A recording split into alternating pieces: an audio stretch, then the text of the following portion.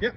All right, got Coach Peter Murray with me after the Tigers defeated Searsport tonight to prove to 7-0. Kind of when Caden got in foul trouble early in that game, Will kind of just took over. It's really nice to have a player like that that can just step up. Yeah, I mean, Will could play all 5 positions on the floor, so he'll do whatever we need, and he's unselfish to a fault.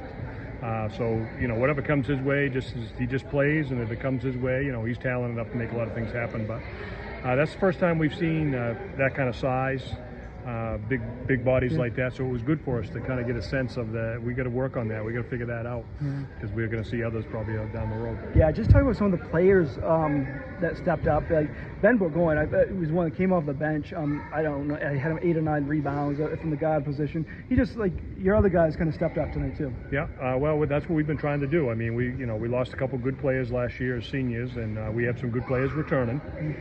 So you're trying to fill those holes, and it takes a while.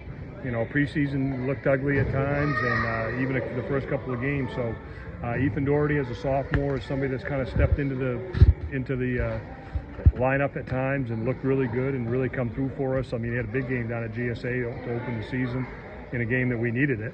And only a sophomore, that's kind of unexpected, but a pleasant surprise, And then we knew about Kellen being here. Kellen Peavy is a nice addition to the team, just gives us depth. And those guys are starting to feel a little bit more comfortable.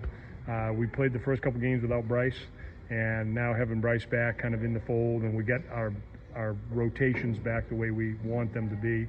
And so everybody's just kind of finding their niche and finding their role, and that's kind of what we're trying to do, piece it together as we go along. And getting to the halfway point, that's kind of, you want your rotation kind of set here going forward, huh?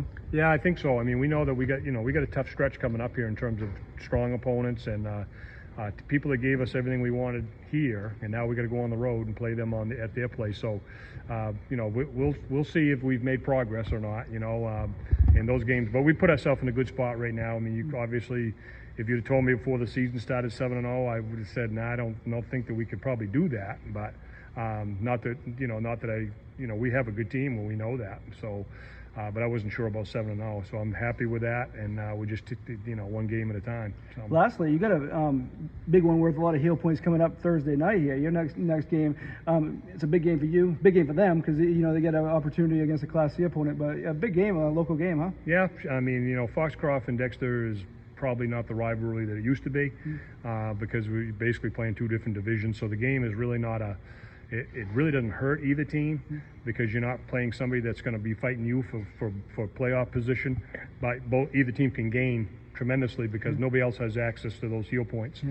So anybody that's on Foxcroft's schedule doesn't have access to us, and nobody else on our schedule has access to Foxcroft other than Central. So. It'll be a big game that way, and I'm sure it's going to be 2 good teams. I mean, 2 good teams because they got a good team, a good solid team, and we'll have to play well or else we'll get beat. Yeah, excellent. Thank you. So no problem.